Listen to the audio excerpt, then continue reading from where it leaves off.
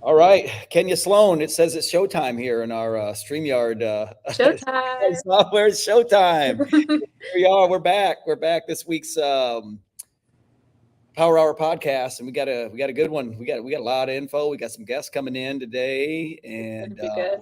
yeah, we got a little recap for last week's Who's Number One. Did you get a chance to watch the girls at all? I did get to. Man, it was so fun to get like I was jealous. My little like teenage wrestling heart was jealous. It's so cool that girls get to wrestle in an event like this. So yeah, I'm super excited to unpack it all together. Yeah, no, it was great. I actually attended the girls one. I can be two places at once. So obviously, with that one being in Middle Tennessee, Yeah. and plus being our inaugural who's number one for the on the girls side, I figured it'd be a great event for me to come to. And I tell you what, a huge shout out to Justin Gordon, who really put this thing together. I mean, he did just a knockout job, and I don't know if you could tell by the crowd that was Oh there. yeah. Great crowd. Yeah, it looked like it. It looked phenomenally done. I mean, it wasn't until I was well into college that I got to, you Yeah, know, have the lights off and do cool stuff like that. So it's cool. yeah, yeah. He actually had some. He actually had. I mean, he told me that there was a lot of like graduate girls that came back and Oh, watched the event. Yeah, so it was yeah. really cool. He had, I mean, as you all saw, I mean, he had commentators set up. He had, I mean, the streaming was really good. I mean, it was a really, really good production. He had walkout music. He had lights going on. He had, Yeah. he had a little bit of, I mean, for first year especially. I mean, because I remember I was really kind of in charge of the setup end of last year's guys production, and it's a lot of work. That's Oh, for I'm sure. sure. Yeah. Yeah, it's a lot of work. But Yeah, I don't know if you could tell from your end, but because I was watching it from home, so I was watching it on YouTube. yeah, But on the commentating side, they had their set commentators, and then each girl, after they finished their match and won, they would come and pitch in and help commentate on the next match. And I thought that was yeah, absolutely genius. It was so fun to hear from them that way. yeah. No, it was great. It was great, and then the wrestling was fantastic too. There were some really really competitive matches. There were some great matches Oh, there, there and was for sure. yeah. What was your I guess your biggest takeaway from from what you saw there? Oh, what was my biggest takeaway? You impressed with the level of wrestling that we Oh, have here in our state right now? I was so impressed. I mean, compared to whenever I was wrestling in the States, still, it's just night and day. Like being away from it and then like stepping back in now and getting to watch how like these girls actually know how to wrestle. I feel like a lot of us coming through like the first beginning stages of like us having a state tournament. I mean, we were just trying to wrestle and hoping Right. how good, but you can tell these girls have a lot of experience and there's just I saw a lot of intelligence and like a lot of high mat IQ for sure. Mhm. It was Yeah. cool to see. I'll tell you what, that's a hats off to the coaches that we have in our state right now. I mean, I our the agree. girls side, we just our numbers are continuing to grow. I mean, we have the number of girls that we have going to the national events continues to grow. I mean, the level of coaches that we have here. I mean, Yeah. before it was we didn't really have a whole lot of coaches that coach specifically just coach girls. Oh, it was foreign. Like it On was now. a brave thing to step into. So a lot of gratitude to especially a lot of the men who are stepping up and pouring into females, and then for the women that are coming into the state and being able to help coach too. Yeah, it's great. Yeah, and so maybe well these days we got to get maybe a national champion from Tennessee to come back and I'm sure we'll find. get Oh, we'll find. We'll get on find. the coaching level somehow. Maybe I don't know. I don't I have know. to. It's But it's the only thing I can do to give back to. I wouldn't be anything if it weren't for Tennessee wrestling and the coaches that took a chance for me in Tennessee. So that's right. That's right. Well, I tell you what. Let's we're going to go ahead and move forward here. We're going to go ahead and do a little recap here on this who's okay, number one. let's do it. Yeah, we started it out well. It went out of match order. We didn't really necessarily go match order, No, we but didn't. we'll go weight class order here, and we'll kick it off with the 100 pounders that came out here. We had a freaking fired up freshman coming We out. had a fired up. You're pretty familiar with. Give us a little rundown here on that 100 pound match. Man, I would like to say I'm surprised, but I wasn't. I mean, I know Ryleigh, and I told you before I was obviously biased. But exactly as Brock had called it, Ryleigh completely dominated the match. It was, I don't think she pinned. She ended up teching. She ended Yeah, up she did. teching. Yeah, So she she had did. to. Yeah, pin in 507 at the very end. Yeah, she Okay, so then it pretty. was a tech pin then. So she Yeah, definitely was, I mean, doing what this event isn't made for, and that's, putting on a show, and it was for entertainment. And so she got to have fun on the mat, and I saw it. I mean, there was several times where I think she had good pinning opportunities, but instead she decided to continue and wrestle and have fun. And who wouldn't? I mean, this is a type of event where you want to just live in the moment. And she did a great job of just wrestling her most of the match and having fun. And then whenever it was time for the match to be over, she ended it in classic Ryleigh Sturgill style. It was completely dominant. So, well, speaking of Ryleigh Sturgill and having fun, we're gonna have a little fun with this one because she's coming into the studio right now. There she is. Hello. Hey. Hey, reunited, and it feels so good here, huh? Oh yeah. This is such a full circle moment right now. Yeah, know, this is crazy. Ryleigh probably a little bit bigger and a little bit more mature since the last time you seen her, huh, Kenya? No, I heard her voice like commentating after her match, and I was like, "That's no way. That's the same little girl that I grew up knowing and watching her and her watching me." So it's such a full circle moment to have you on the podcast, Ryleigh. Thanks for hopping on with us. Thank you for inviting me. Of course. Well, tell me, going into this type of event, like this is such an awesome opportunity. Like, what kind of thoughts did you have, like, from the moment you got invited to this event and we're like, hey, we're doing Who's Number One and we're gonna have girls and we want you to be in the inaugural one? Like, what feelings and emotions did that bring up? It definitely brought up some excitement for sure. And a little nervousness with that too. It's a big deal. I mean, it's the first one. Yeah. So obviously coming in as one of the first matches, trying to set the scene, coming in as a freshman too, trying to be in that. So I'm kind of here trying to make a statement right now. So. Oh, you did. You definitely did. That's awesome. Yeah, especially talking like this was your freshman. You were kind of, I think the youngest girl other than maybe our futures that wrestled in this event. And I know you just had a big transition to Baylor. I saw as you were wrestling, like I know that your wrestling career has been influenced by lots of different coaches. Mm-hmm. And I noticed some of the influence of some of those coaches as you were wrestling. I kind of want to hear your input. Like, what has the transition been like going to Baylor? What have like the different coaches you've had throughout your career so far? Like, what have they contributed to you? My transition right now, it's been great. Actually, all my coaches here are amazing. But with all the coaching styles that I've learned from, I've kind of taken little bits and pieces from each one, and I've kind of put that into my style because I feel like you can't have one coach and end up wrestling like them. Because I feel like if you're gonna have a good coach, they're gonna coach you to your style. They're not gonna coach you like them. And I've had really good coaches, so they've kind of helped me with my style, and they've kind of helped me along the way. So. Yeah, that's awesome. That's such a good asset to have. I mean, to be able to learn from different people and make it your own, which you definitely have. Like you have your own style. Like I even said it when we were reviewing your match, like in classic Ryleigh Sturgill style. Like you have a style and you were showing it. It's awesome that you get to do that so young and make a big scene off of your like starting high school career. Yeah. Plus, we don't want to give Ed Holland too much credit, do we, Ryleigh? We don't want that dude's head getting bigger now. Come on, that's the thing. We gotta keep him in check. I like how Ryleigh says, I learn from everybody. That's good. That's good. Ryleigh, I got a question for you. What's it like? Do you and Hunter Sturgill, your brother, who's a pretty accomplished wrestler as well, you guys ever like go back and forth on who the most successful and who the toughest one is in the household, or does he pretty much know? He pretty much knows what time it is. I think he knows. Yeah, say it now while you can't speak up for himself, right? Yep.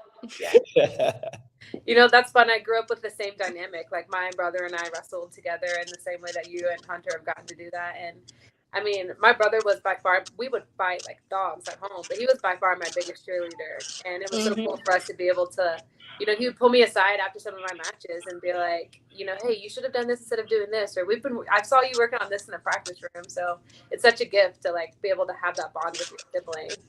Absolutely. It's been a blessing.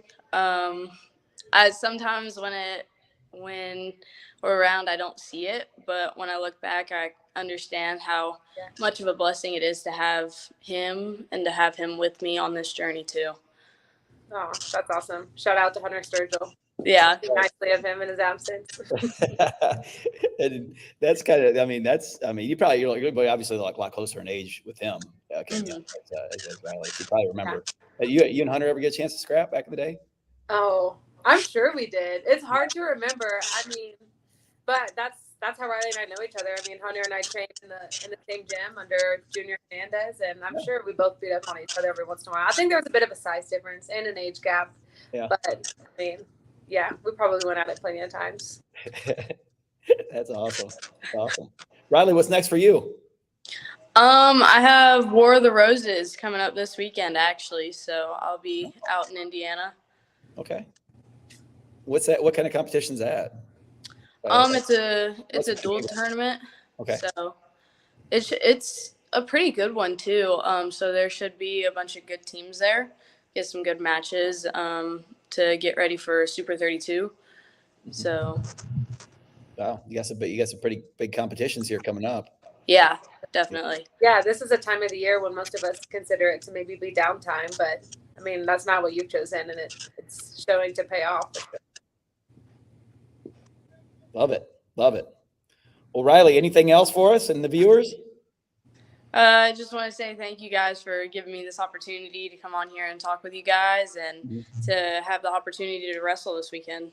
Yeah, actually, you know what? Here, I got one more question for you. I want you to share one more experience. I know that you went into it a little bit, but what was the match? I mean, you were obviously pretty dominant in the actual match, and I mean, what was your mindset going in? Were you kind of? I mean, were you a little hesitant being a little younger, or are you just pretty confident that you could get that type of job done? So, I mean, you were wearing her out with those arm bars, boy. I mean, I was a little nervous going in, just like getting ready, because I mean that's a pretty big age difference. But I knew that if I stuck to what I know and I wrestled my match, then I would be okay. Even if I didn't win that just me going out there and just wrestling well, that would still set a scene. But going out there like I did, and I didn't stop. I kept going because I knew if I stopped, it'd give her an opportunity to catch something, to find something. So I didn't give her a chance to be able to look. Right. Yeah. Very cool. Yeah. What an awesome way to approach it. Continue on with that confidence through your high school career. We expect big things from Ryleigh Sturgill. Absolutely. I think Ryleigh Sturgill probably expects big things from herself. Is that right? I do. Good. Love it. Good deal. Good. Ryleigh, thanks so much for joining us. We really appreciate you making time for us here. And this is the first like athlete podcast we've had. It is. I have had actually, Ryleigh, you're officially our first athlete guest that Kenya and I have had together. Dang. Dang, not only did you kick off the first freshman to wrestle in the who's number one, you're setting a whole new precedence here with this whole podcast deal. You are. The honor is all ours too. Well, thank you guys. You got it. Thanks again, Ryleigh. We appreciate you. All right, thank you. Bye-bye. Great girl, great family. I tell you what, she's tough. Dang. She's tough. It's so mature, man. It's so crazy. Like I said, it's full circle, but it's just so cool to see young ladies being able to speak about themselves with so much confidence and maturity. Yeah. So, I mean, she's grateful to have her. I mean, I tell you what, she went out there and she hit some leg attacks, and then she was on top, and I'm telling you, just wearing her out with arm bars and arm bars. Was. Oh man. I probably would have pinned myself just to get out of the video. All right. Well, I'll tell you what. Here's what we'll do. You've got the list. I just emailed. I probably should have done it before. The viewers out there, my bad. I didn't send it to you, but I know I just emailed Kenya. Hey, Kenya, we'll just go right on down the rest of these here until we get to our next guest. That sounds good. On weight class order. So go ahead and take us away here at 107. Yeah. So at 107 we had Peyton Agel and Alyssa Archer. We weren't able to get a prediction from Brock on that match last week because I think who stepped in? Alyssa stepped in kind of last minute, which first of all, kudos to you, Alyssa. I mean, that's just so brave to not be able to prepare for something like this and to be able to take up on it and step up anyways. But the match went to Peyton. It was pretty dominant. She had won by fall, and the score was 7-2, so had pretty good control most of the match. Yeah, so that was how that match went. It was just, I thought it was just awesome of Alyssa to be able to, I don't know how soon she got the notice or got the ask, but she was able to step up and fill in that spot whenever it was open. So you had two good wrestlers there, and I thought it was a good matchup too. So. Good deal. After 107, we had 114, which was Senna Grassman and Melanie Val. Brock had predicted that Grassman would win by pin or major, and he was absolutely correct. Senna won. It was a tech. Again, like accurate with Brock's prediction. She really kept the pace moving, and I mean there wasn't a second to breathe for poor Melanie, but it's exactly what Brock said would happen, and that's Senna. Say what Senna. She was impressive. She was really impressive. I mean, like I said, I was there, and she kept the pressure on, and she was good points, and she was getting after it. Very, very impressive. Very impressive win.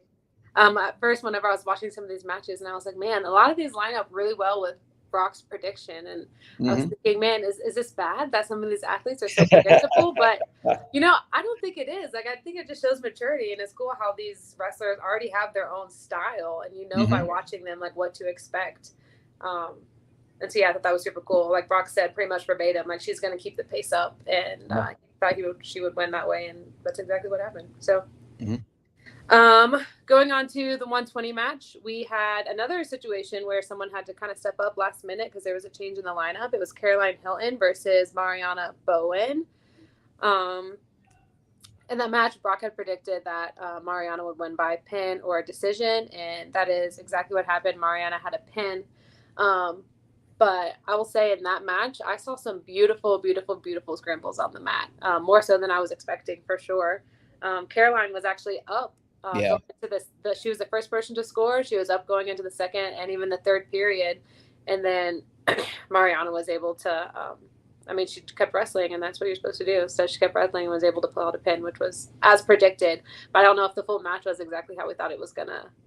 Yeah, because that was an interesting one because Caroline Hilton is one of the more touted, girls wrestlers that we have here in Tennessee. I mean, her brother's Cooper Hilton, who's obviously all world, and and Caroline is equally as tough. I mean, obviously the Hilton family, and she was, I would say dominating the match, but she was on the mat very well. I mean, and she's a beast, and then obviously, Mariana. Put her on her back and pinned her at the very end of the match, and she ended up suffering an ankle injury as well. Caroline did, but that's not the first time that Mariana has done that. From what I understand, she is extremely dangerous, and that's a common occurrence where she could be down with some points, but she's big into jiu-jitsu too, so she's got a really funky body control, and she really proved it because Caroline Hilton is no joke. She is a national caliber wrestler. And be able to, 8th grader or not, she's the real deal. And for her to be able to do that at the end of the match was really impressive. Yeah, I agree. I think that's what defines a wrestler is it doesn't matter what happens in the match. It's just what happens, how the match ends. And so you showed that for sure. Yeah, absolutely. After that, for the 126 match, we had Shy Ring and Jasanya Bearfield. In that match, Jess pinned Shy. It was again another absolutely perfect prediction by Brock.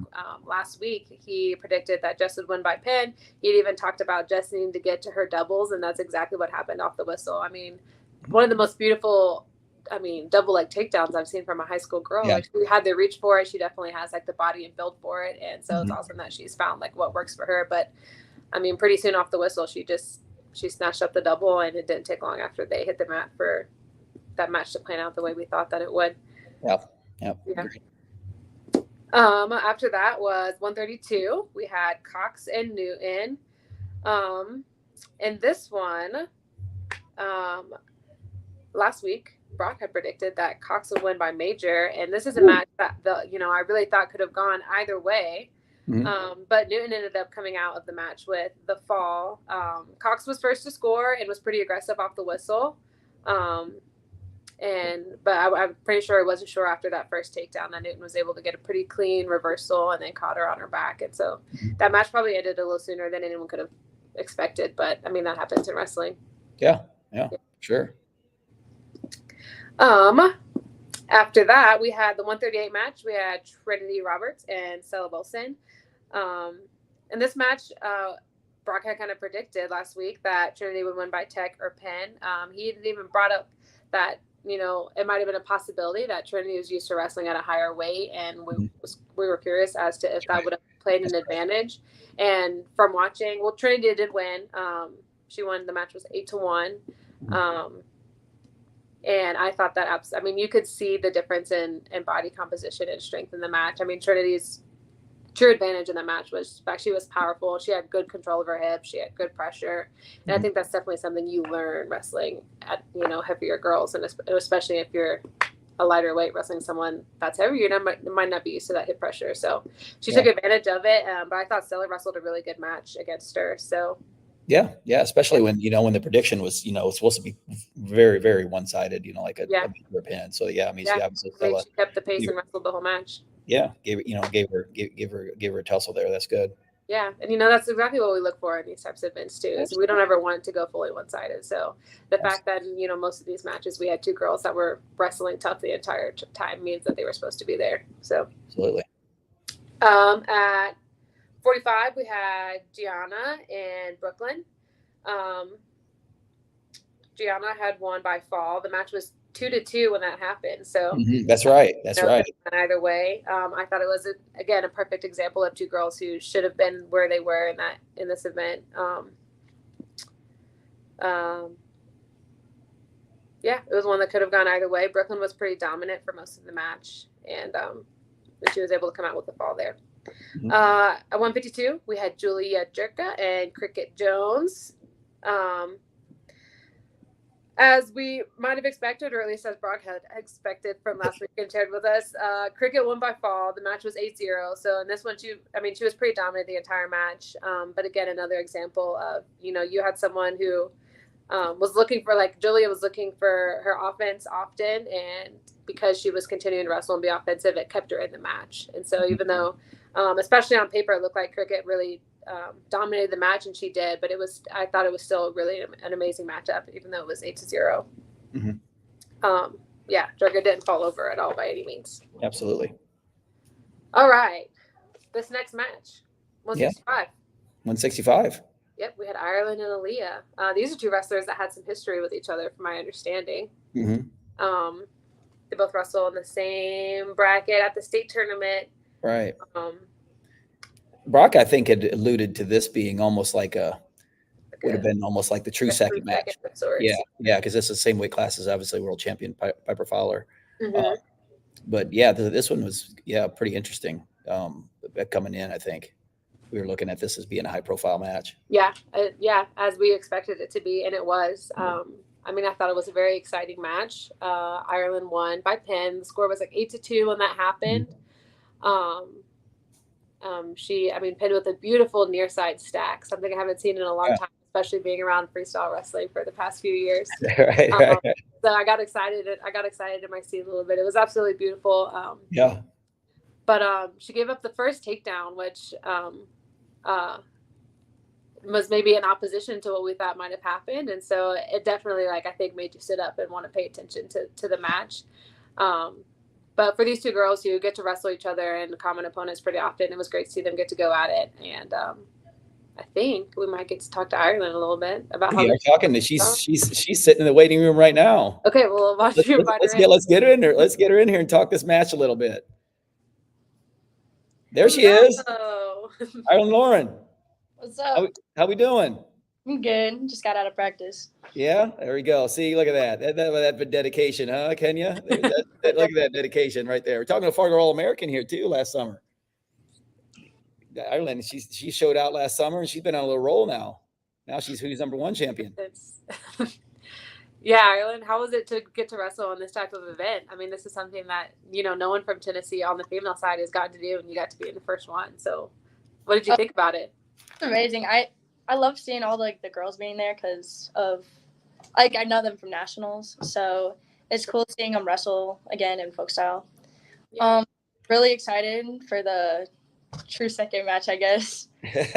Yeah, I was a little mad at state because I didn't get to wrestle her. I had gotten third, so it was good to see who got second. Yeah. Do you think that made it did it make you more nervous to wrestle this opponent, knowing that like even though it wasn't a true second match, but you know some people might have been anticipating it that way versus if it would have been like a random person you didn't have history with? Yeah. Well, I never wrestled her before this. There was like a lot of talk that I did, but I hadn't. But I wasn't really nervous. I was like more excited than anything. Yeah. Get to wrestle again. Yeah. That's awesome. It's a great way to go into a match, and if you have excitement, it kind of overmasks the nerves sometimes and allows you to just wrestle for fun. Yeah, definitely. Yeah.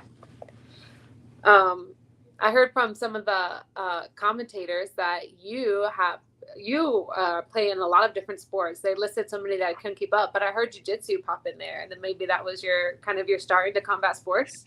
Actually, yeah, I started in Michigan, and then we had moved down to Tennessee. And then I began judo and jiu-jitsu on top of jiu-jitsu, or judo and wrestling on top of jiu-jitsu. Okay. I hated wrestling at first, but yeah, I'm doing it again, and I'm in love with it. So you're in love with it. If I know we're not supposed to pick favorites, but we'll keep it just between us three. No one else is watching. If you had to pick a favorite right now between wrestling and maybe jiu-jitsu and judo, what would you choose? Well, I haven't done jiu-jitsu or judo in like a good year because of wrestling. Okay. But judo is like my base to my wrestling. Like, yeah, I saw that. Especially for freestyle, like trips, throws, that's like my thing. So I'm going to go with judo. Okay. Yeah, that's awesome. Right. Yeah, it makes you a different caliber athlete to be able to bring in aspects from all three of those sports for sure. Yeah. Absolutely. Well, I mean, you really showed out in Fargo. I mean, that judo skills and all your other skills really showed out there. You're talking, I mean, the toughest tournament in the country, and you were, one of our All-Americans this year. Yeah, how did that go down? How'd you feel about that, and what kind of confidence did that give you, kind of going into the who's number one? So basically, I was like, on the way there, me and Rock were like having a good time on the ride there, and then I wasn't nervous at all. Like I was just excited to like go and see what Fargo is, because you hear it's like a ginormous tournament. It's like I was like, I'm like a nobody. I'm probably gonna like go 2 and out. So I'm just here to have fun. But I was gonna go 180. I think that was a weight class. Mm-hmm. And Brock knocked on our hotel door at like 4. It was like right before we left for weigh-in. She's like, "Hey, I think you should go 200." I was like, "Whoa." Yeah. Like 200. And I was like, all summer I've been wrestling 165, 180, and 200. So it was like, I was like, I did do pretty good at 200 at Tulsa. So I was like, you know what? Let's do it. Yeah, so why not? I was like weighing in. I was in line to weigh in, and I stepped on the scale, obviously made weight. I was 172.6. Brock made me eat dinner before I weighed in, so I was a little heavier. Yeah. And so I told the lady, I was like, don't sign me up for 180. Put me at 200. She's like, 200? That's like 30 pounds. I was like, yeah, I know. She's like, I can't do that here. You're going to have to go to the front table. So the ref walked me to the front table. They sent me to another table, and I had to weigh in again and made weight, signed up as 200, and that's when the nerves started to kick in. It's like, yeah, you're like, man, these are some bigger girls compared to me. Like, what is Brock doing to me? I was like, there's no way I'm going to like do good at 200. This is like the biggest tournament in the country for freestyle. So we get back, we go to B-dubs, have some wings. Brock's introducing me to Tito, the boys coach, and he's like talking about how I got this, and I'm like, maybe I do got this. We're eating wings, talking about wrestling. And we stayed up late. We were there till like 1 at B-dubs, and then we had a rest day. I think we had practice, and then the day we started competing, I think I only had 2 matches, maybe 3. Yeah. I was like one of the last matches out of all of our Tennessee girls. And that's when the nerves are like hitting me hard. I was like, oh God, oh God, oh God. Because like I saw half of our team just go 2 and out. I was like, oh God, this is like scary. So my first girl was Illinois, and I stepped on the mat. I was like, okay, she's like my height. She's pretty buff. Like, as soon as I shook hands, I was like, oh, I got this match. I looked at Brock. I was like, I got this. So she was doing this weird thing. It was like, she's like shaking my arm. I was laughing during my match. It was like, we went back and forth. We went 2 periods, but I ended up coming with a fall, or I think it was a fall. So yeah, I got that first win, and that's like confidence boost. I was like, okay. That's what did it right there. That's lit the fire there. Yeah. Yeah, it's like, all right, it's pretty okay. So it was like, I'm gonna at least, my goal was top 15. So I definitely reached that goal. It was, yeah, you surpassed it. Yeah. Yeah. And then I didn't know what All-American was when I won my other matches. And Brock was like jumping. He was so happy. He was like freaking out. He's like, you're All-American. And I was like, yeah. Yeah, you sound like Max Yeah, I Norman. guess so. Max Norman's like the same way. Max Norman, I've had him on the podcast a couple times, and he didn't even wrestle. He did his first freestyle Greco tournament last year as a first year 16U was actually at the 16U duels. And he was all tournament team in both styles. He's never wrestled freestyle and Greco before. He's just like, it's just, what you don't know, you don't know. You just go wrestle hard. Yeah. Just go out there and know what you do. You know what to do. That's it right there. Yeah. Well, good. Oh, man. Cool. Yeah. Thanks for sharing that with us, Irelynn. It's not an experience everyone gets to say they had. So it's a cool story. Absolutely. Yeah. What's next for you, Irelynn? What's going on next? I think at Super 32. Okay. See that, Kenya? Look at that. We got all these girls going to Super 32. We got Roar of the Roses. I'm telling you, it's a different ball game here right now. It's a different ball game. Kenya's gonna come out of retirement. She's coming out of retirement. She's coming back. Got a year of eligibility here for Tennessee. I don't know if my shoulders and knees are Irelynn, we appreciate you jumping on the podcast tonight. It's a pleasure meeting you, and it was awesome watching you compete on Saturday. Yeah. It was crazy to see all of our Iron Knights girls play, get first. That was crazy. Awesome. Because we were all in the wrestling room, 2 days before, all cutting weight and stuff. So it was we were all dying at practice. And then seeing us all, win our matches, really good reward. Pays off. That's awesome. You got to do it with your team. Yeah. There you go. She's throwing a shout out for her girls there, even, too. That's awesome. Love it. All right. Thanks for joining us. Thanks so much for joining us. You're welcome. Okay. Have a good evening. You too. Wow. Good girl right there, man. She's awesome. So yeah, super sweet. You can tell she just loves wrestling. I mean, I know. Yeah. What's going on all the time. Just go out on the mat and have fun. That's it right there. Yeah. We had one more match in our recap here with the girls. It was the 235. We had Shania Weisinger and Emma Young. Mm-hmm. I mean, this was another match that kind of went the way maybe it was expected to go from Brock's prediction. He predicted Shania to win by pin, and it happened pretty quick. She had a beautiful trip after some pretty tough hand fighting, and I want to call it feet to back, but I guess it doesn't matter too much in folk style. But I mean, she did. She tripped her from her feet straight to her back and was able to secure a pin from there. So yeah. Awesome. Oh yeah. All in all, I'm telling you, a really impressive event. I mean, it was.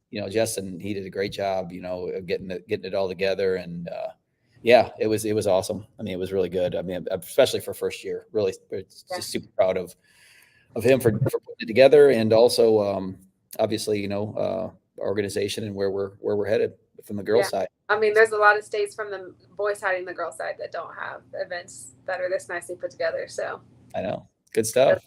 Yeah, we got to get you out here to Tennessee next year to do this one live. I want to. I felt like I was missing out the whole time, sitting on my couch watching it on YouTube. I'll find a way to be there. For sure. You got it. Well, here we're gonna go to the boys' side here, and obviously we had Brock doing the girls' predictions, and we had Coach Derek Harrison doing the boys' predictions.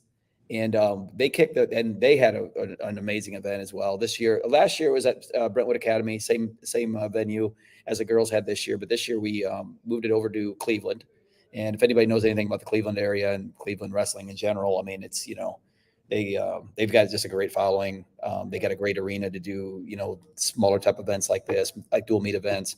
And that place is rocking. The production was amazing. I mean, just watching the stream, which we were kind of doing here, watching both events at the same time.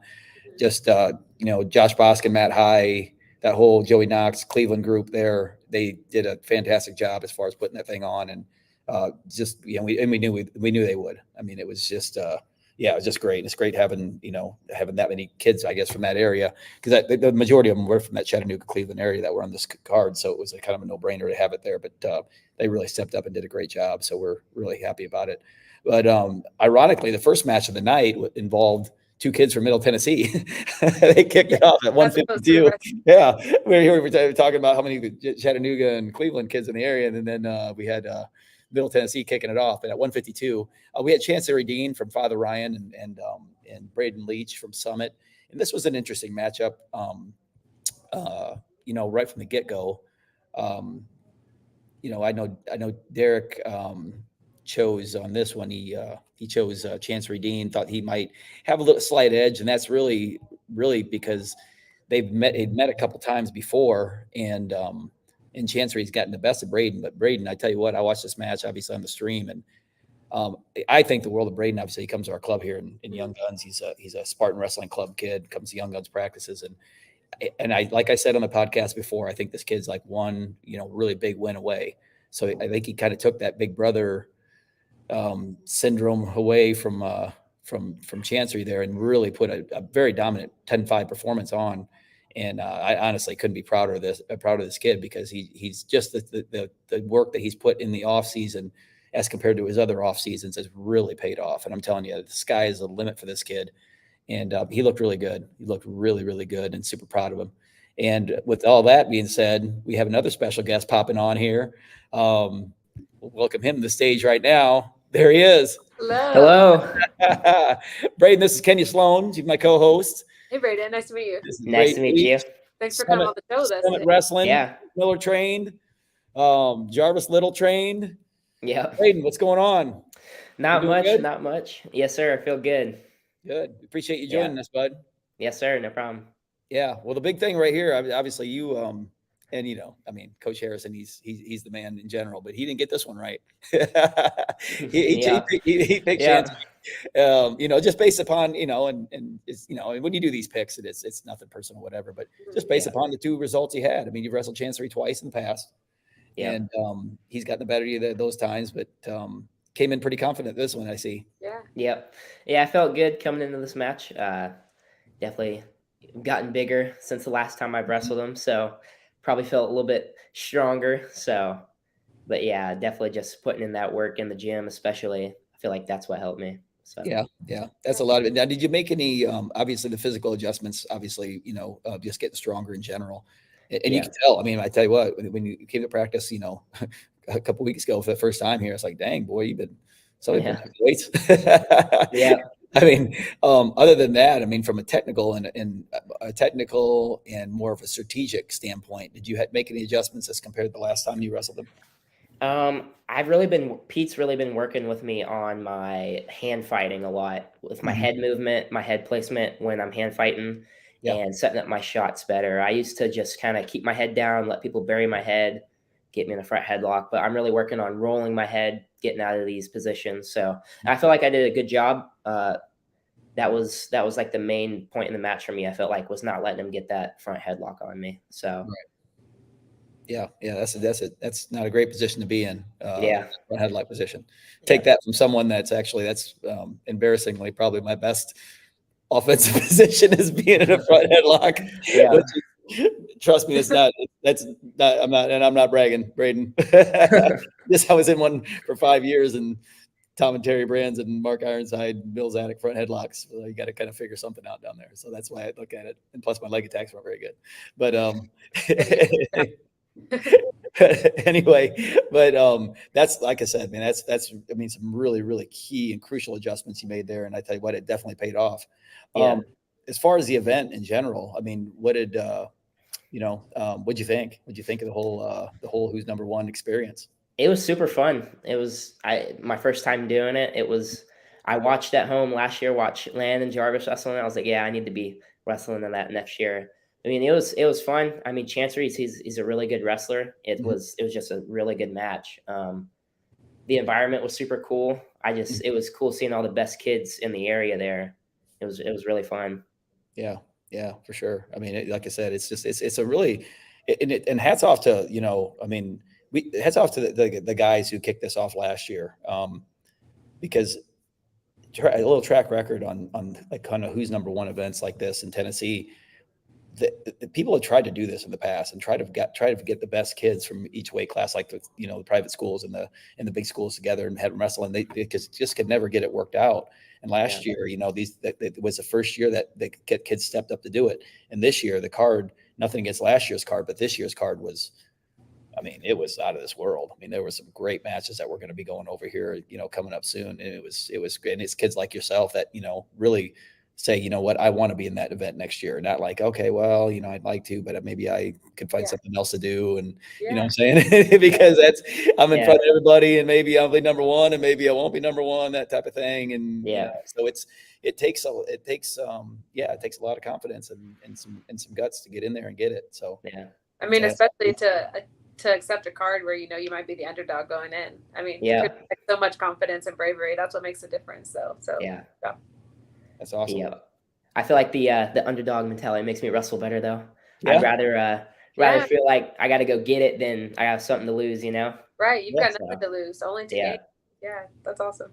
Love it. Well, you had a great off season, because normally, I mean, you don't. I mean, when you're done with the high school season, I mean, you basically, you're a big dirt biker and you like all that type of stuff.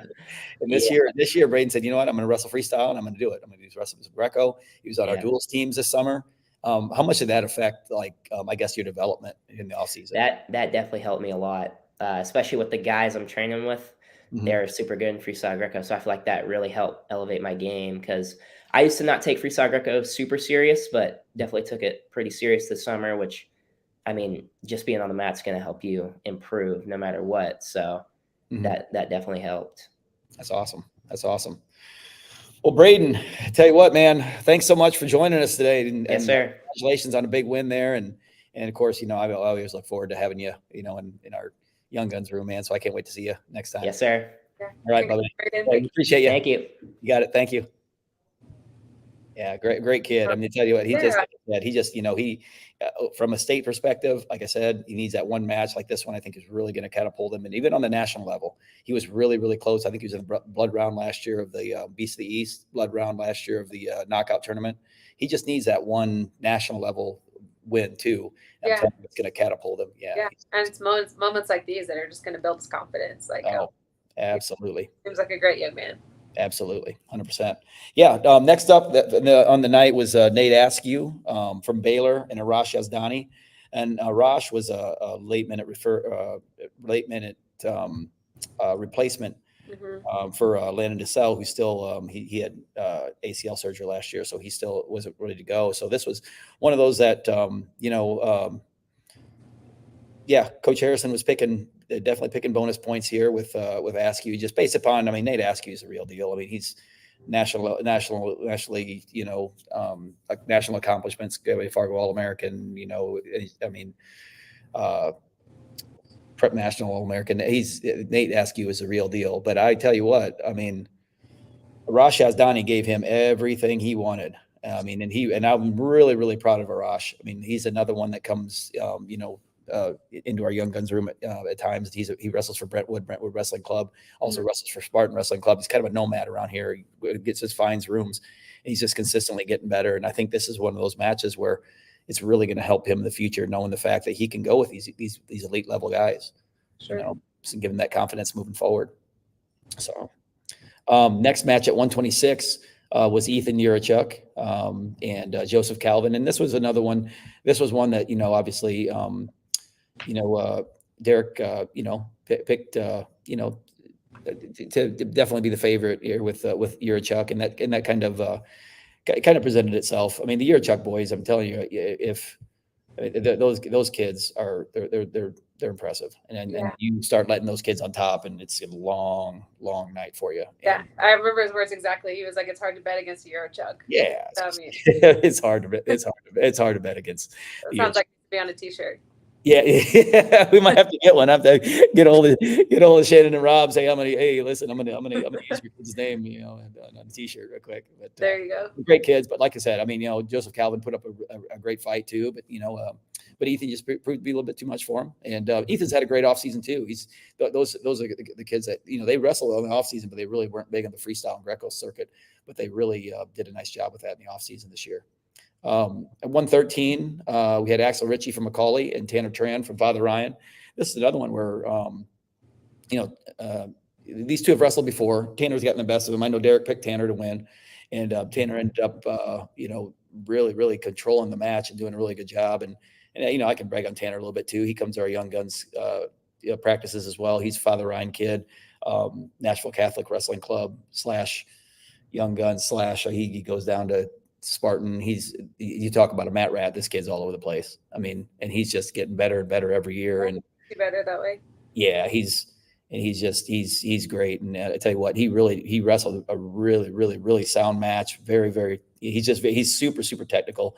And he looks like he's gotten a little bigger too. And he really went out there and really wrestled really well against Axel, because Axel's no joke. He's tough. He's really good. And Tanner looks like he's kind of widened that gap a little bit, and just kept the pressure on and kept it on him. So yeah, did a great job. Yeah, that's what you get. That's what you go for, especially in that type of environment there. The next one was just the opposite. We had two football players, and it's got to be tough. I mean, hats off to Shane Chittum for putting the card together, because I tell you what, I mean, he's the one that makes these cards happen. I mean, on the guy's side, he made it happen last year, and he made this one. And this card was pretty impressive.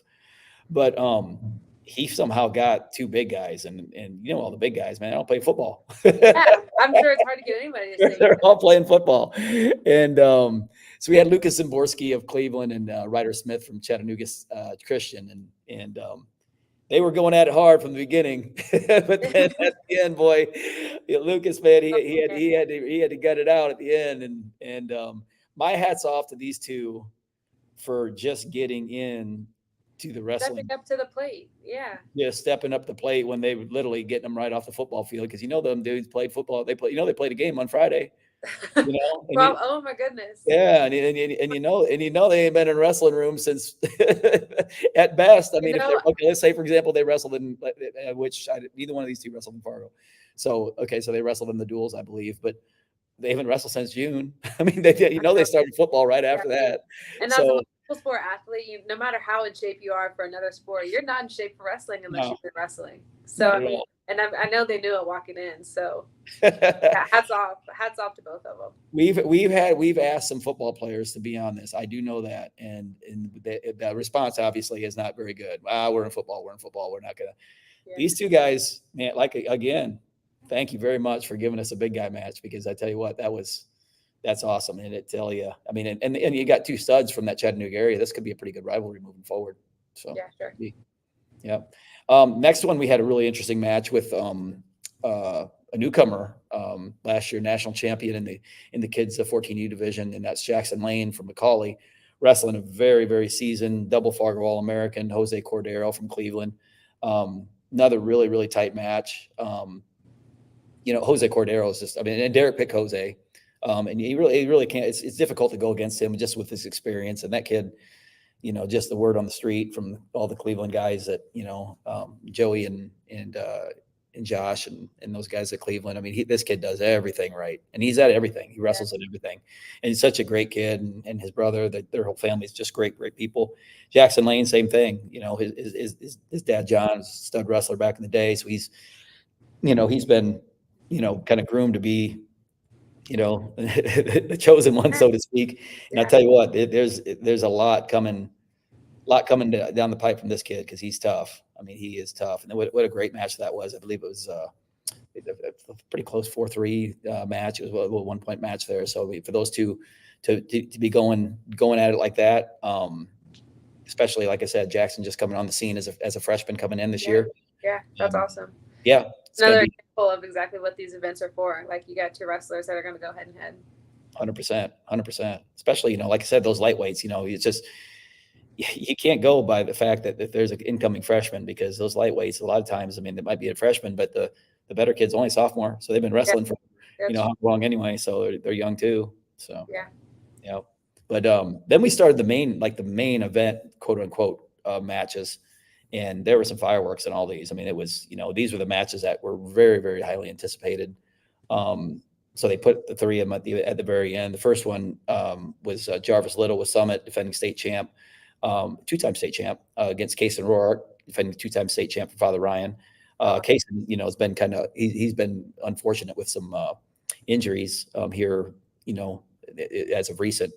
So it's just kind of getting back into things. Went to the Elite Eight, kind of got ready for this, and him and Jarvis, I believe, wrestled in Fargo the year before last. I believe Jarvis got him in Fargo there too. So everybody was really looking forward to this match, and Jarvis ended up, with a 4-3 win. But man, I tell you what, it lived up to the bill. That's for sure. I mean, you're talking total clash of styles. I don't know if you saw it or not, but I mean, Jarvis is very, very athletic. He's very quick. He's got that type of explosive. And Kaysen Roark, he might be the most jacked kids I've seen in quite some time. I tell you what, that kid is built like a house. I mean, and I tell you, it was a Middle Tennessee battle, and I'm actually looking forward to these two continuing to compete against each other and just to really up their levels, because they're both just outstanding, not only wrestlers but kids, and really looking forward to hopefully seeing a couple more matches from them. So, hopefully so. I mean, the perk of having two amazing wrestlers at the same weight like that is they get to make each other better. So absolutely. I mean, you train to beat someone that's just as good or better than you are, then you're becoming better versus just being able to dominate your weight all the time. So that's absolutely. Awesome. Absolutely. I'd love to see him, like I said, in fairness to Kaysen, he was hurt all spring and summer, so he didn't really get much on the freestyle circuit, but I was hoping to, to get him here and into our young guns shared room here, and, having him and Jarvis and Landon being able to kind of wrestle and roll with each other, in the offseason, I think it would have been a great, training situation for him. So hopefully that happens in the future here. So, yeah. So, but yeah, it was a great match. Like I said, definitely lived up to the billing. 120, another one. I mean, JoJo Urachuk. I mean, obviously you've heard the name already. You can't bet against them. Can't bet against the Urachuk. Yep, I know. Derek went with JoJo. He had wrestled Mason Jacob and Dobbins Bennett, then the state champ. And this one was a great match. We took in two really kind of similar styles. I mean, they're very, very, very good at scrambling. Very good on top. Both of them are, and there's a lot of riding going on. And and Mason chose down in the third, and didn't get out, and JoJo's pretty legit on top. So again, this is really the epitome of what a who's number one match should look like. I mean, having two very, very evenly matched kids like that, putting it on the line, and hopefully I would love to see him wrestle a few more times. I'd love to see it. I think the world of Mason Jacob, obviously I think the world of Urachucks, and I think it just for Tennessee wrestling entertainment, I think it would be fantastic. Yeah, there you go. Yeah. And then of course the finale. Great. Everybody's looking forward to this one. We're talking, Air Force signee commit, or I shouldn't say signee because the signing period isn't went yet, but Air Force commit Logan Fowler, state champ from Cleveland, taking on two-time state champ, Fargo All-American, Fargo finalist, Max Norman from Baylor. And this was, I remember, so this is how I was watching the Who's Number One, and don't tell it, law enforcement, but I was watching it on the way home on my phone in my car downtown, because I live downtown in Nashville, and so it gets kind of a little bit busy down there. So I'm not going to get stuck in like certain traffic spots, especially on a Saturday night. I mean, everybody's trying to get downtown. Yeah. But, so I'm like, all right, I get at least get on the road. I might get stuck, whatever. So I'm watching it. So then the main event comes on, and I'm literally like 2 minutes from my parking garage. So I was like, okay, the reception in my phone is not very good in my parking garage. So I was like, all right, I'm pulling over. Oh my goodness. Over in a paid parking lot you gotta so have I can watch this match with Max Norman and Logan Fowler, who, I mean, I think the world of both these two kids. They were talking, I mean, not only just stud wrestlers, but just great kids. And they most certainly lived up to the hype. Logan came out right away, right on, on fire, started the match out, getting after it. And Max Norman, in typical Max Norman fashion, just kept the heat on and kept the pressure on and kept the pressure on. And I've seen this kid pull things just against elite level wrestlers. I've been seeing it. I've been watching this for 2 years now. I think I've been, watching Max since he was a first year 16U last year, and I was just blown away. And sure enough, went into overtime in the finale match, got the takedown in overtime and ended up winning. And pick it better. Yeah, it was a great match. I mean, it was a great match. And with that being said, we have our last final guest on here, Max Norman. Hold on, I'm gonna get him the stage. There he is. And my man here, this dude, Kenya, is no stranger to the podcast. So here, this is how me and Max got so much history. And I love this kid. So I told Irelynn, I said, you sound like Max Norman, because Max Norman last year, his first freestyle and Greco tournament that he wrestled was at the 16U duels. He ended up being mall tournament team, undefeated on both. First time and then he went to, and then his second freestyle and Greco tournaments, he went to Fargo and double All-American. So it's kind of like, it's just wild. So after his duels, I was like, I have to get this kid in the podcast. So I had him on the podcast. We chatted it up for a long time. He's such a great interview, and he's such a fun kid to be around. And then I remember in Fargo, he All-American freestyle, and he came up to me after the blood round. You remember this, Max? He goes, Coach, this puts me on the podcast again, right? Oh my goodness. Yeah.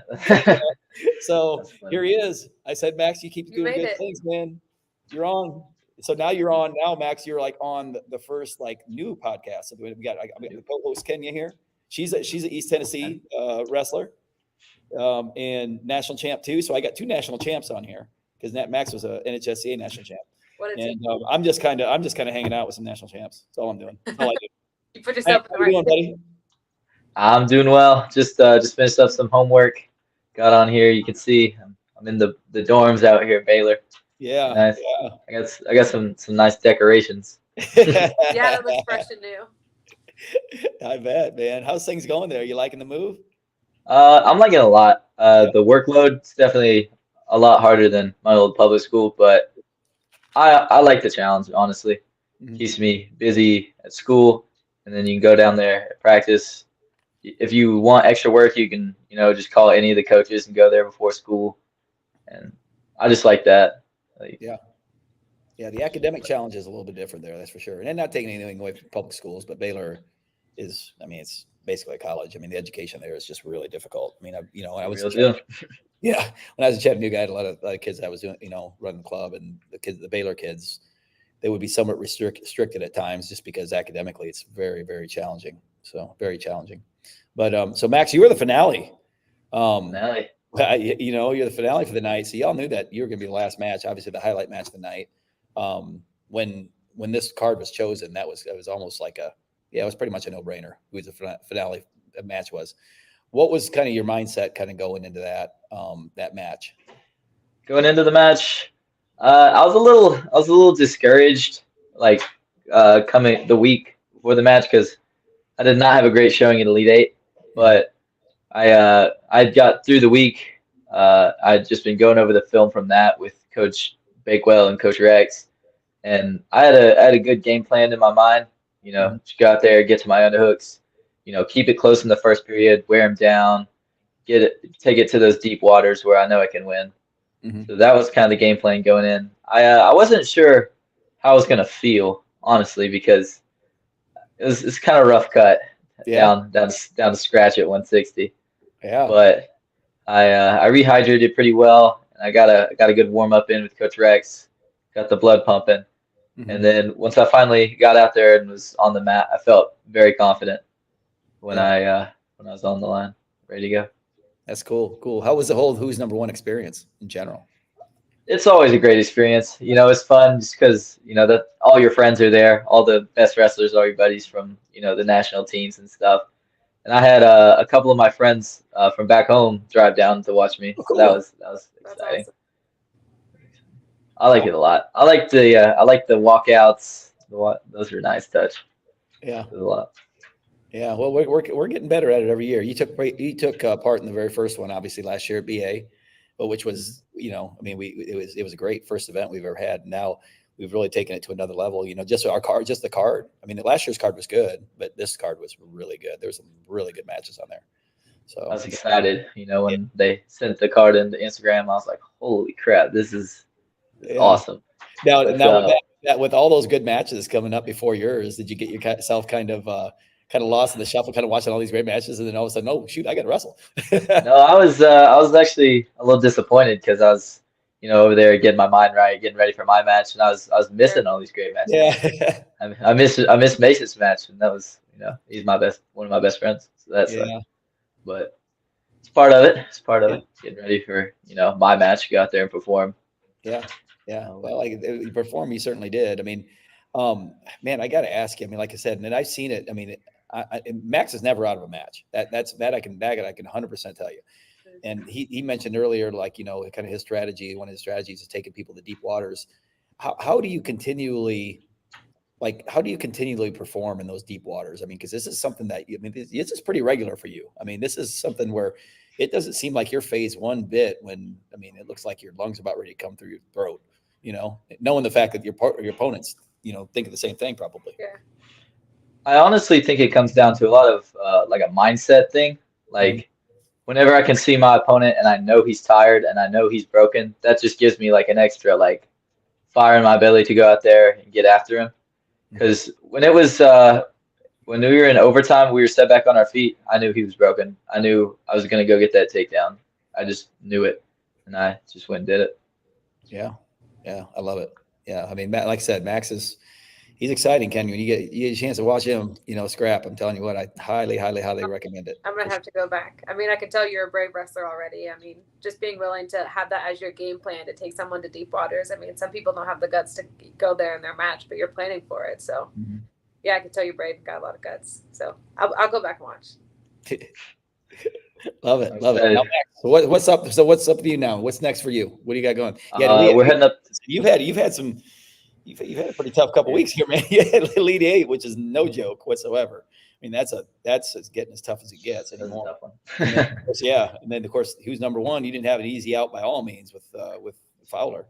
So I mean, what's next here? What do you got? We're heading up to Grappler this weekend. All the Baylor guys are heading up there. Rest for the wicked, Michigan. Yeah, we'll be in pure Michigan.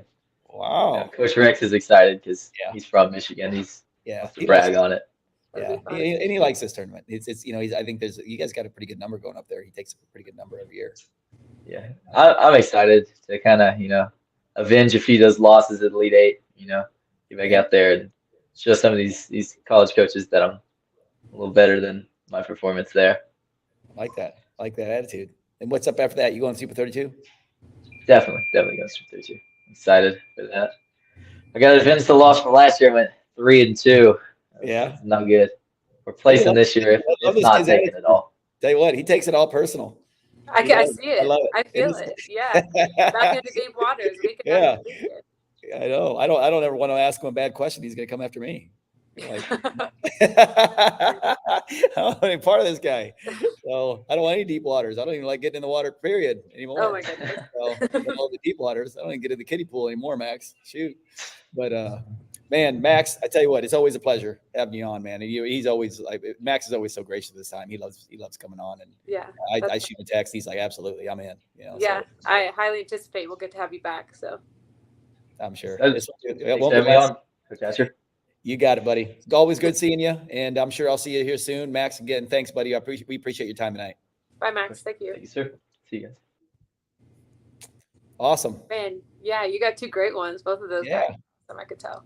Yeah, man. He's good. He's a great kid. And so, Brayden, now we had four really, really just great kids. And at the end of the day, hopefully the viewers, really kind of understand and see our passion with this podcast. It's not about myself. It's not about you. It's not about, anybody. It's about really bringing the kids to the forefront and giving them the recognition. Yeah. They deserve it. We could have very easily had 24 kids on the podcast tonight. I mean, it you makes know, it hard to choose, especially when all of them are going out and just putting their heart on the line. I mean, it would be cool if we could have every single one of them on here. This is probably going to be our most difficult weekend to decide who comes on the podcast, because the other weekends, they're not going to have like these matches that went on last weekend are like highlight matches, like all of them. Like people would be saying, "Oh my God, so and so wrestled at this tournament, in Harpeth or whatever, last weekend. Did you guys see that? You see the results?" Whereas now we had all of them in one weekend. Yeah, one weekend, so we had to choose. So, but I think we did it right. I think we had the two from the boys' side that really deserved. Really showed out. The two from the girls that really showed out. And I agree.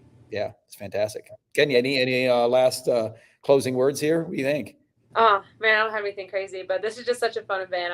This is so cool. We get to kick off the podcast with like who's number one event. I mean, this has been so fun to start off, and so I'm excited to have more and more athletes on here. Yeah. Maybe we'll get some grappler. I think the grapplers this weekend, like Max said, I think that's going on. War of the Roses is another one. So maybe I got to do a little bit of research on who's taking some girls up to that. So that might be the next podcast. I know that we needed to do.